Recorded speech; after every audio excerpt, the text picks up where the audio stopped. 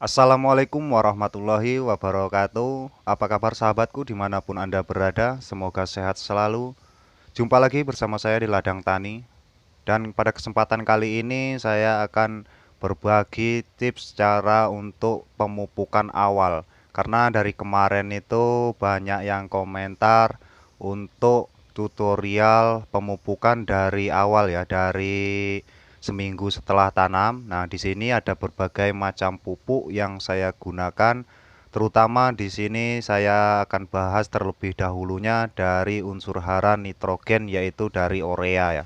Nah, buat sahabatku yang ingin menanam cabai untuk di daratan tinggi, itu kalau menurut saya sendiri sangat dianjurkan urea yang unsur haranya nitrogen. Nah, ini saya gunakan urea non subsidi ya Sobat Tani.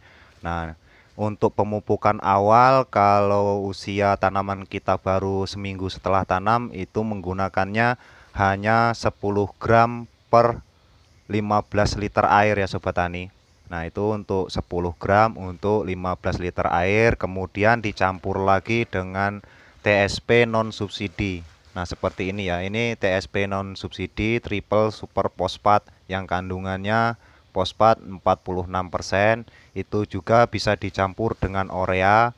Dan untuk pengocoran pertama, kalau Sobat Tani males repot, males mencampur-campur obat, mencampur-campur pupuk, itu bisa saja Sobat Tani menggunakan NPK.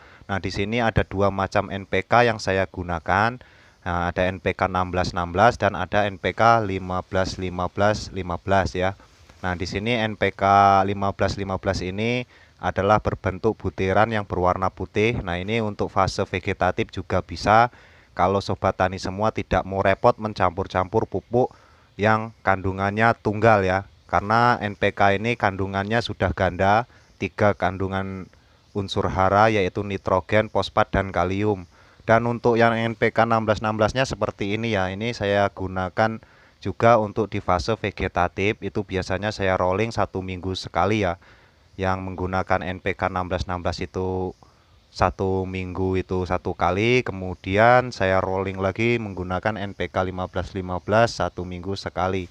Kalau untuk yang kandungan tunggal seperti urea, TSP dan KCL itu biasanya saya gunakan itu di fase vegetatif yang sudah hampir menginjak ke fase generatif ya Sobat Tani.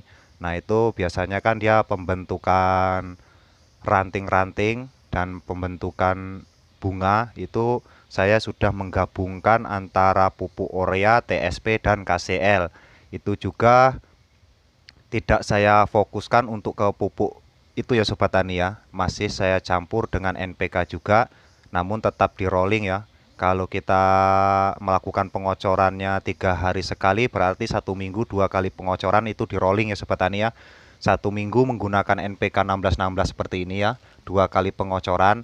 Itu kalau dosis tergantung banyak dan dikitnya pohon cabai yang kita tanam ya. Kalau untuk di tanaman saya kemarin itu 2000 batang NPK 1616 ini saya pakai 5 kilogram ya, itu untuk 1 kali pengocoran. Kalau 1 minggu 2 kali pengocoran itu saya menggunakan 10 kilogram NPK 16 ini ya.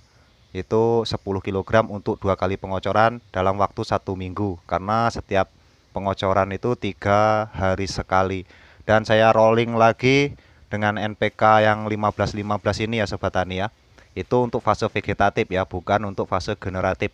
Kalau fase generatif saya sudah merollingnya lagi dengan pupuk yang lain, namun NPK masih tetap ikut untuk pemupukan. Itu juga sudah tidak sering seperti fase vegetatif. Nah, di NPK 1515 ini juga saya rolling 1 minggu sekali ya. Itu 1 minggu itu kan 2 kali pemupukan, 1 minggu NPK 1616, kemudian NPK 1515-nya ini untuk minggu kedepannya. Kemudian kalau tanaman kita itu sudah mulai menginjak generatif ya, itu udah mulai ada bunganya satu dua itu ya, dari cangkah pertama sampai cangkah kedua dan selanjutnya itu sudah saya tambahkan KCL. Nah, untuk KCL ini bisa dikocorkan dan bisa juga ditabur maupun ditugal di dekat pohon cabai ya. dibikin lubang lagi seperti video saya yang kemarin. Saya udah pernah bikin lubang samping yang ada di dekat batang cabai. Nah, itu saya gabungkan KCL yang TSP, Orea, dan kemarin itu saya juga menggunakan Posca merah ya Sobat Tani ya. NPK Posca merah itu yang kandungannya tidak seimbang. Maksud saya tidak seimbang itu unsur nitrogennya 15%, kaliumnya 11%, dan fosfatnya 10%. Nah, Sobat Tani, kalau mau ingin pupuk yang kandungannya tinggi, ya seperti ini ya Sobat Tani ya. Kalau urea itu kan kandungannya nitrogen 15, kalium 15, dan fosfatnya juga 15. Sedangkan ini tidak ya Sobat Tani ya. Ini urea kandungannya unsur haranya nitrogen 46%, kemudian TSP kandungannya fosfat 46%, kemudian KCl kandungannya 56% itu untuk unsur haranya. Jika digabungkan, kalau Sobat Tani bisa menggabungkannya tidak melebihi dosis yang sudah tertera pada kemasan tersebut, itu mudah-mudahan tanaman kita bisa subur seperti yang punya saya kemarin ya Sobat Tani ya. Itu saya tidak pamer namun sudah ada buktinya dan bisa dicontoh bagi siapapun yang ingin mencontohnya, dan yang tidak ya tidak masalah. Kemudian untuk di fase generatif dan fase-fase produktif itu biasanya saya menggunakan PN Pril seperti ini ya. Nah, ini PN Pril ini saya kocorkan ya, tidak saya semprotkan. Ini saya kocorkan untuk fase generatif sampai ke masa produktif dengan takaran 4 sendok makan per 15 liter air ya Sobat Tani. 4 sendok makan per 15 liter air itu untuk pengocoran. Kalau untuk penyemprotan saya menggunakan MKP, dan di sini saya belum beli juga karena ini kemarin itu saya mau nyiapkan ini itu saya beli dulu ke ini toko pertanian, jadi itu serba dadakan semua ya, karena komentator kemarin itu banyak sekali yang berkomentar di channel saya gimana cara pemupukan awal sampai ke fase produktif ya, dari fase vegetatif, generatif, dan produktif. Nah, di sini saya rangkum menjadi satu tentang pemupukan awal sampai kita panen ya Sobat Tani. Karena kalau kita pemupukannya dari awal itu sudah salah ya, untuk seterusnya kita itu memperbaiki pemupukan itu sangat sulit ya, karena bisa dikatakan tanaman kita itu sudah meriang maupun sudah stres oleh pupuk yang kita gunakan, apalagi kita menggunakan pupuk terlalu berlebihan ya Sobat Tani.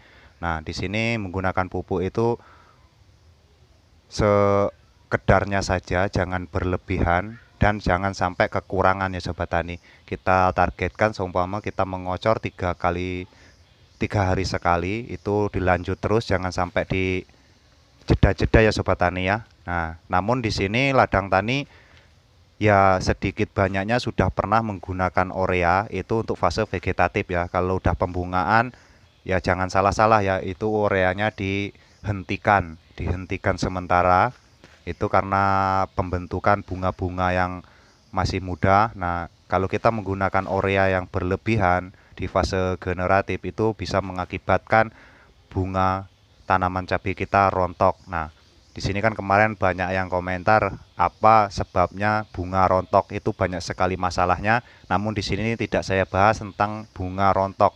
Nanti saya bikin video lagi tentang bunga rontok, apa penyebabnya. Dan buat kalian yang baru tonton video ini, jangan lupa klik like, komen, dan subscribe. Dan bunyikan pula tombol notifikasinya supaya Anda tidak tertinggal video saya yang baru, karena ada video baru di setiap minggunya. Oke Sobat Tani, sampai sini dulu. Semoga video ini bisa bermanfaat. Saya akhiri. Wassalamualaikum warahmatullahi wabarakatuh.